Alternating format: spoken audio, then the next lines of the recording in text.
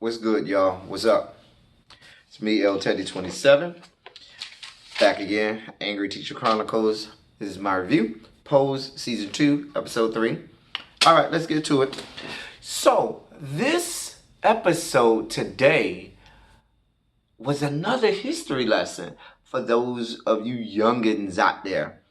The story of Elektra, what Elektra went through today, was actually the story of Dorian Corey, old school drag queen, from back in the day, like the 60s and 70s, and actually was mother of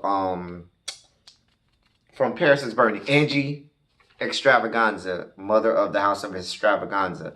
Dorian Corey was actually her mother. And, later she went and started her own house, House of Extravaganza. A lot of people know Hector Extravaganza. But anyway, Angie Extravaganza, who was on Paris is Burning, is the mother who started that house. And Dorian Corey was her mother. So you see parallels because Dorian Corey had a Fierce house as well. And one of her kids broke off and formed her own house, similar to how Elektra had her own Fierce house, and one of her daughters, Blanca, goes and starts House of Evangelista. Anyway, but Dorian Corey in real life, after she died in 1993, they found a mummy inside of her belongings that they said had been mummified and had been there for like 15 years. A guy who they said was maybe an ex-lover or something like that, and I think he was shot in the head or something like that, and they had found a gunshot to the head. But anyway, they said it might have been like self-defense or something like that. But anyway, this story is telling the story of Dorian Corey, who is a legendary, iconic pioneer in the drag queen ballroom scene. I mean, you can go look Dorian Corey up if you know your history. With the big cape. Remember she used to have the big cape and she took the cape off and they like put it up. Like when she took it off, they took like pose and put it up and it covered like the whole crowd or something like that. I was too young to know about that, but you hear the old stories and stuff like that. Anyway, so wanted to give you that background because a lot of people may not know about that. Who Dorian Corey was. And at the end of the episode, they have a quote from Dorian Corey. So, yes. So we start off with the episode with Angel's getting interviewed at the modeling agency because she's one of the 5 finalists for the modeling campaign. And so the modeling agent lady, I think her name is Miss Ford, she asked her a couple questions, and you can tell early on she wasn't going to pick Angel because she only asked her a couple questions and she was like, all right, that's it, turn off the camera. And Angel is like, but wait a minute, you ain't even let me tell why I want to be here, or why I want this ad campaign. And what I took from that is that more so than anything, yes, Angel wanted to be seen, but Angel wants to be heard. She wants to be able to tell her story. She wants to be able to really, express herself. And sure, modeling is a method of expressing herself, but she wants to be able to do that in words. So that's kind of what I took from that. Next, we're at the ball. Angel is feeling herself. Angel is high on the hog. She's walking through the ball. She walks the category, I think it was Femme Runway or something like that in denim. And she wins, 10s across the board. They got all of the confetti, the gold confetti and stuff falling down on her. She's on cloud 9. She's on top of the world. And we soon see that it's going to quickly come crashing down around her. Because in the next scene, they're at the house and Poppy is taking pictures of Angel with that Polaroid camera. Angel's modeling. She has the little pose where she has her leg up and she's arching her back, which she will use later. We'll see. And so then the phone comes in. Blanca tells Damon, go answer the phone. It's Miss Ford. Angel goes to the phone, finds out she didn't make it. She goes slap ass off on Blanca. Just slap ass off. Oh, stop trying to give us false hope and false dreams, this, that, and the third, dot, dot, dot, dot, dot. After that, Poppy takes Angel out to go and just clear her mind and get her mind off of the disappointment. And he expresses his feelings for her. She does likewise. And he says, well, why don't you let me take you out on a date? So forth. So she's mulling over that for a few days. Next we see Elektra. She's back at the club. What is it called? Hellfire? I don't remember the name of the club. Y'all know how I am with names. Hellfire Club. Elektra is doing her thing, doing the damn thing, being Miss Dominatrix. White boy comes in again. And she should have stuck with her first mind. Because her first mind was, listen, I ain't into the drugs bullshit. I'm not here for it. But he paid her extra money. And she said, okay. Like they say, money talks, bullshit walks. And long story short, he brings this gas mask, and she doesn't even know what a gas mask is. She said, what is that for? He tells her what's it for. Anyway, he puts the gas mask on. He's bound and chained, has gas mask on. He's put the drugs in. And he says, hey, leave me here for about 20 minutes and come back in 20 minutes after the drugs have kicked in. Baby, Elektra is out there, filing her nails and shit, waiting. And she come back in ready to whoop his ass. In the immortal words of one Mr. Alexander Rogers, I want you to beat my ass. He want her to beat his ass. He want her to put fist to the face. I love Alexander Rogers' songs. You can't not love Alexander Rogers' songs. I'm just trying to tell you what I know. Anyway, don't get me for copyright infringement, Alex. It was, just a homage. Anyway, he overdoses, chokes on his vomit, and dies. She comes in there. He's dead already. She is mortified. She is just petrified. She is so afraid. I want to say scared to death, but the other guy is really dead. So I'm going to say she's scared to pieces, okay? And next thing you know, she just, bucks out of there like a bat out of hell. Goes to Blanca's house, bams on Blanca's door, and says, are you home alone, da-da-da? And Blanca's like, bitch, what the fuck you want? Now, girl.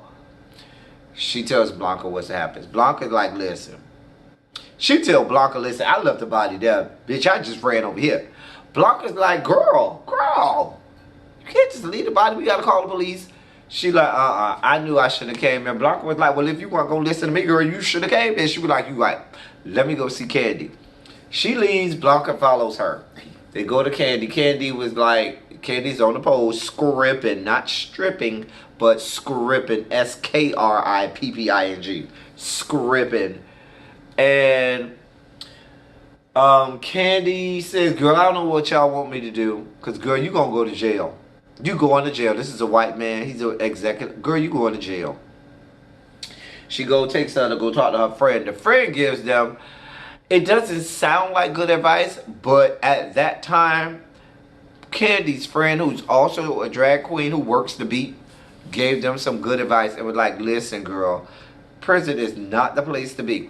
Now, I asked this question, I believe it was the last episode or whatnot, with Elektra having had the surgery and no longer having a penis. In 1990 in New York, would they have put her in the men's prison? Inquiring minds want to know. If you know, let me know. Put some comments down beneath and let me know, because I really want to know. She no longer has a penis. So, does she go into men's prison? Does she go into women's prison? Because from what I gather, Candy's friend is not post-op. Candy's friend, from what I gather, is still pre-op, and so still has a penis. So naturally, she would go to the men's prison, but would Elektra.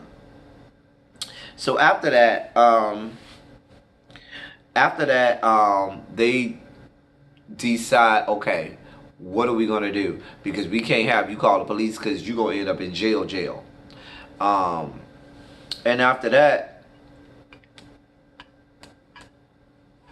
before I get to after that, I'm glad that they had this scene where Candy's friend talks about some of the perils of what happens to transgender women when they are working the beat, so to speak, or they are, doing what they do with their Johns. Because the Johns started beating up the transgender woman, and, they're in the middle of the street, he's beating her up, and the police come, and the police want no parts of what she has to say. The police, that's how she ended up in jail, believe the white guy. Anyway, so I thought that it was important that that story came out because, a lot of people just really hate on the transgender community, not knowing really what they go through and some of the, perils of being transgender. So, especially transgender women of color. So then Candy, trying to look at my notes, y'all. Trying to look at my notes. At this point, Elektra is real motherly at this point. Elektra takes Blanca to the side. Elektra say, hey, this ain't you. You my good child. I am your mother. You are my child. And as a mother, I am going to protect you. You get your ass out of here. I'm sending you to your fucking room. Take your ass on out of here. This is not for you. I gotta handle this. Let mama handle this. So she sent Blanca back home. She stayed there and they devised this plan. Candy said, listen, I got a friend. She know she do this kind of work. She can make it all go away.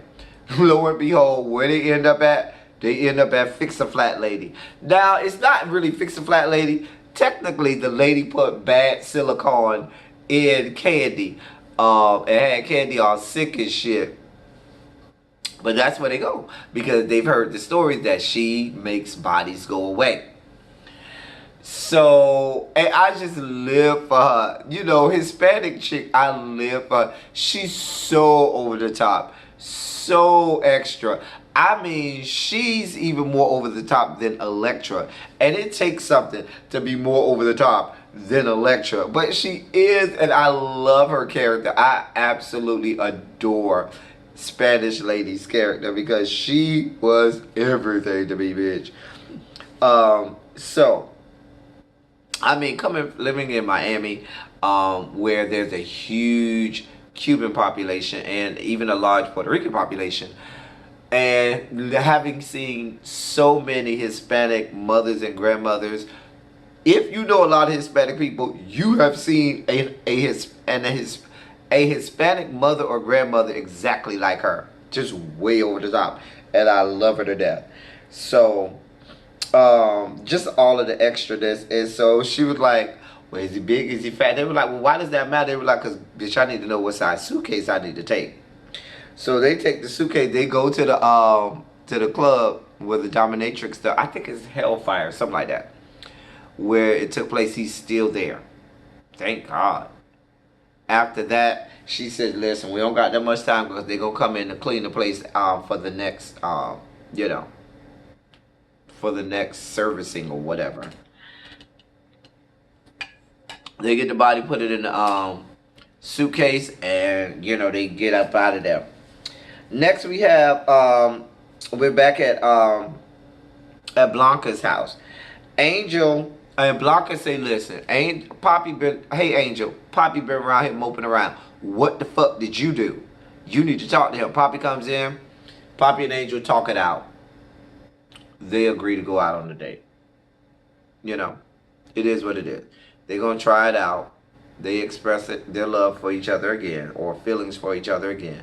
Agree to go out on a date, which I think everybody was glad about.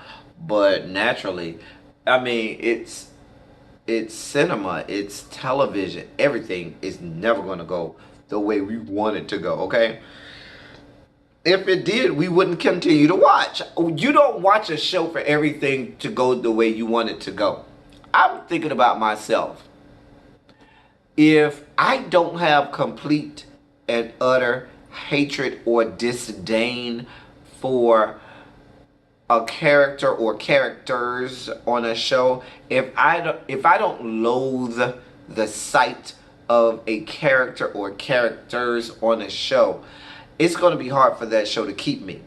You need a villain. Not only do you need a villain, you need conflict. I said this on another review I did. I teach this in my class. If there's no conflict, there's no plot. And if there's no plot, there is no story. So therefore, you cannot have a story without a conflict, because you won't have a plot. So anyway, next we're at Electra's house. Hispanic chick comes back with the stuff. She say, listen, we finna cocoon this bitch. What the fuck is cocoon this bitch? Basically, his ass gonna be mummified. She bought a whole bunch of lye. She bought some pleather, because she say that shit don't leak. She say, listen, this is what's about to happen. We finna put lye all over this hoe for the smell. And then after that, we gonna, roll him up in the pleather. Sew that bitch up, make sure there's no holes, because his ass gonna start leaking when he start to decompose. And they do that, put him in the chest. He's in the back of Electra's closet. Electra, puts boxes and stuff around it to try and hide it from other people. And it is what it is. But it was so funny because Electra said, listen, even Electra has a moment of humanity. Even Electra. And that's why I say Electra reminds me of me. As cold and callous and, just so filled with assholery as I can be sometimes, I even have moments of humanity. Okay? Just like Electra did. She was like, can we at least pray over the body? This is a dead man. And so she makes them pray over the body. I thought that was real cute. Blanca, next we're at Blanca, back at Blanca's house. Angel's trying on outfits and so forth, thinking about what she's going to wear for the date, talking to Damon about it. And while that's happening, a phone comes in. It's the modeling agency. They ask her to come back in because they have work for her.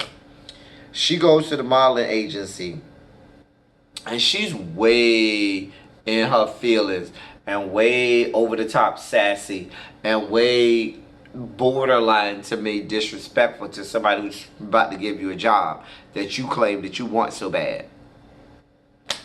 And the modeling lady, Miss Ford, told her, she said, it's that sassiness that caused you not to get the original modeling gig. But I got a new job for you. Is with a drugstore company, a nationwide drugstore, and you can do an ad campaign. There's a photo shoot for you. You already late, girl. Go ahead over there. They're gonna stay, take the pictures. She goes and takes pictures. She looks very good, but it's not her normal look. And I want y'all to pay close attention to this in a little bit. So she goes there, takes some pictures, and a lot of them, the outfits are very, the dresses and stuff are very beautiful on her. So after that, where am I in my notes? I'm looking at my notes, y'all. Don't bother me. So they go to the photo shoot. She looks good. However, she has the date with Poppy at like 7:30. So when it gets to be around 7:30, she says, hey, I gotta go. Photographer says, hey, bitch, that's not how this works. We're here till 9. Now, bitch, you want to be a model or you want to be over here a social butterfly? Decide what you're going to do. Make your mind up. this is her, dream. So she decides naturally to stay.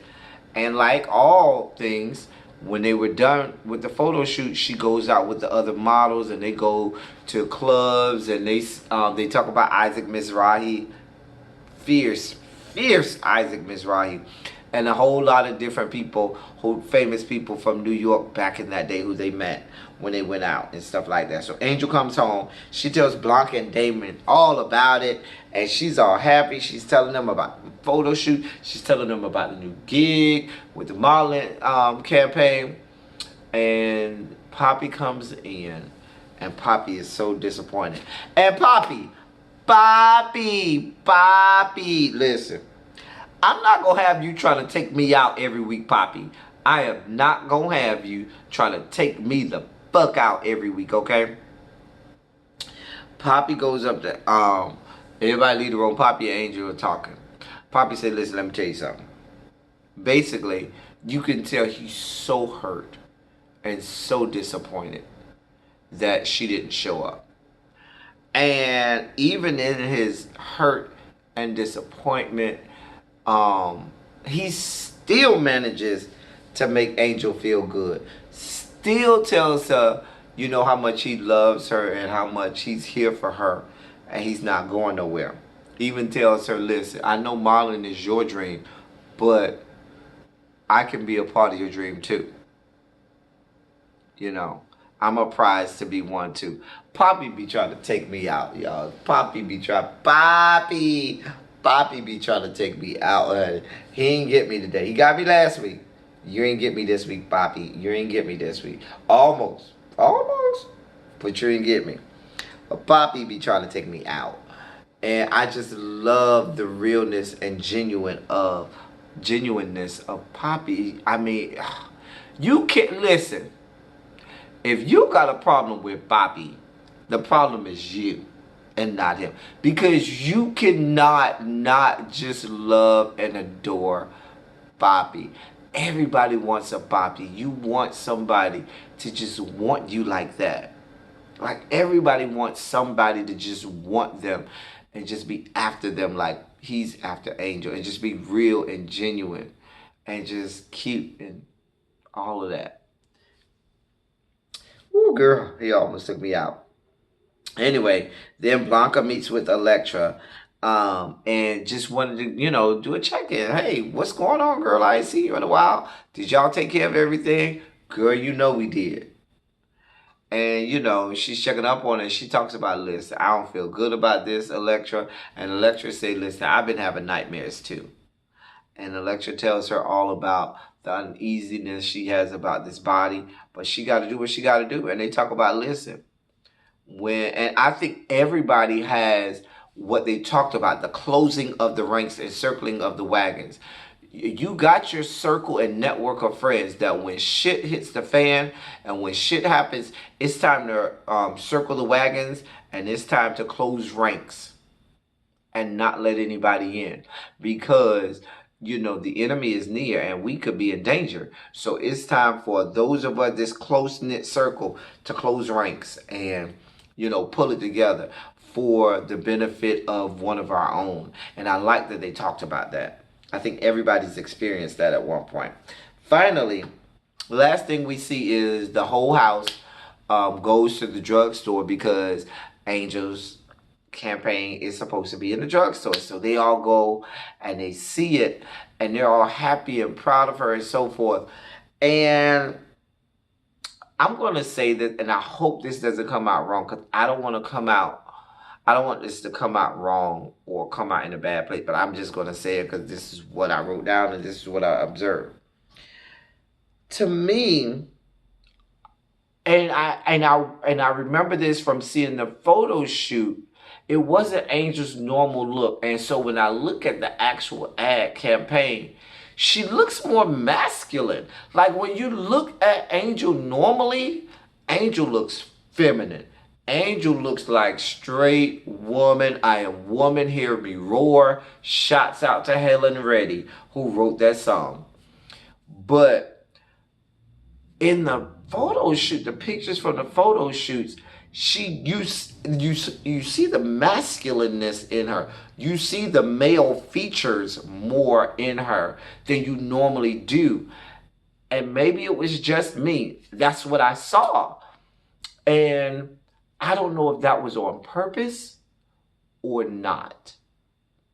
Y'all tell me how y'all feel about that. And that was my last parting thoughts of the episode. Y'all let me know if I'm looking at that the wrong way, if that came out the wrong way, or if I'm looking at that just totally wrong. But when I looked at those pictures of the actual ad campaign in the drugstore, that's what it looked like to me. And I apologize if that comes off as offensive to members of my community, LGBTQIA, but it just did, and that was my thoughts on it. And so I hearken back to when she had the whole situation, I believe it was last episode, with the photographer guy. And then, remember, I said, I wonder if this isn't going to come back on them to haunt them. Y'all let me know what y'all think. And I could be looking way too far into this. Let me know what y'all think. That was Pose Season 4, Episode 3. We'll be back in 2 weeks. Not next week, because it's a 2-week break. They won't be back next week. All right? So I'll see y'all again in 2 weeks for another review. Same bat time, same bat channel. That's all I got. Thank y'all for coming. Y'all drive safely.